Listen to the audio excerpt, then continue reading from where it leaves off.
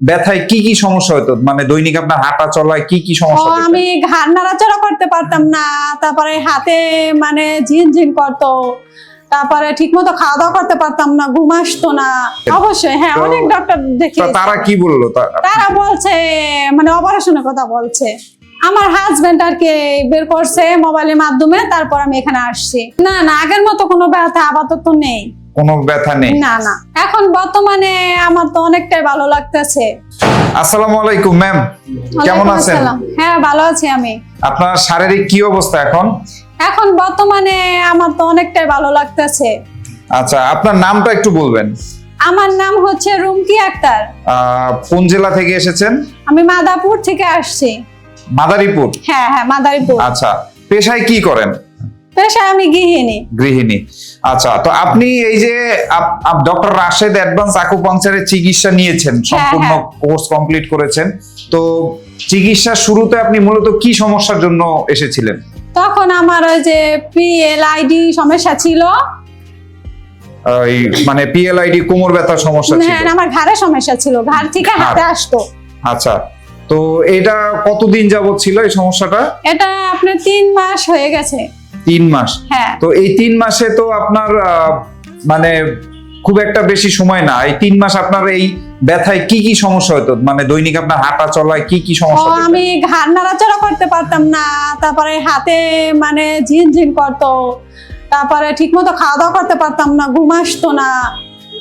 আচ্ছা, মানে মানে স্বাভাবিক জীবন আসলে অনেক বেশি কষ্টকর হয়ে গেছে এই হ্যাঁ হ্যাঁ, সমস্যার কারণে। অনেকটাই। তো আপনার এই সমস্যার জন্য তো আপনি ডক্টর দেখিয়েছেন? অবশ্যই হ্যাঁ, তো অনেক ডক্টর দেখিয়েছি। তারা কি বললো? তারা বলছে মানে অপারেশনের কথা বলছে। মানে সবাই অপারেশনের হ্যাঁ কথা হ্যাঁ, বলছে? সবাই অপারেশনের কথা বলছে। কতজন ডাক্তার দেখিয়েছে? আমি ডক্টর 3-4 জন তো দেখাইছি। 3-4 জনকে? হ্যাঁ হ্যাঁ সবাই অপারেশন হ্যাঁ, বলছে? সবাই বলছে।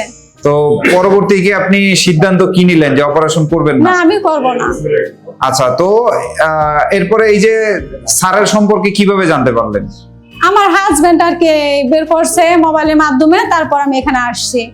আচ্ছা আচ্ছা, তো স্যার দেখানোর পরে আপনাকে মানে কি বললো এই চিকিৎসার ব্যাপারে? কতদিন চিকিৎসা নেবেন বা আসার বিষয়, এই বিষয়ে বলছে 10 দিনের কোর্স শেষ করতে হবে। তো আমি আজকে শেষ করলাম 10 দিনের। অবশ্যই আমার ভালো লাগতেছে, আগের থেকে সুস্থ আছি।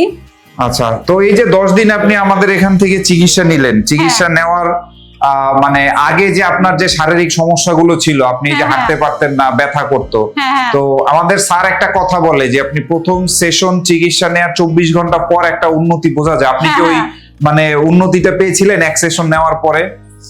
হ্যাঁ, অবশ্যই পেয়েছিলাম, একটু হালকা হালকা মনে হতো।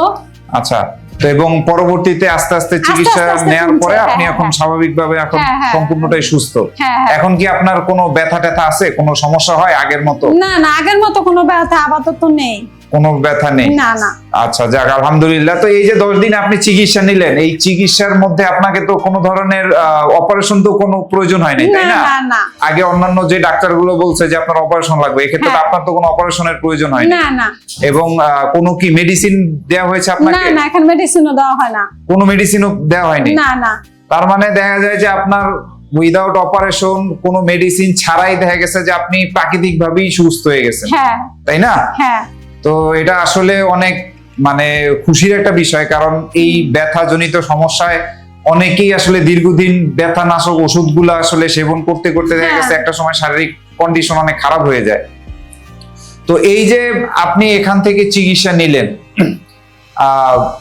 চিকিৎসা নেয়ার পরে তো আপনি এখন চলে যাবেন, আপনার স্বাভাবিক জীবনে চলে যাচ্ছেন। তো আপনার মতো আরো অনেক পেশেন্ট আছে যারা আসলে এই ধরনের ব্যথায় ভুগতেছে, হয়তো তারা বিভিন্ন জায়গায় ডক্টর দেখিয়েছে, হয়তো অপারেশনের প্রিপারেশন নিচ্ছে, তো তাদের উদ্দেশ্যে কিছু বলবেন কিনা? হ্যাঁ, আমি অবশ্যই বলবো, তাদেরকে বলবো এখানে আসার জন্য। কম খরচার মাধ্যমে এখানে চিকিৎসাটা করব, অবশ্যই সুস্থ হয়ে যাইব।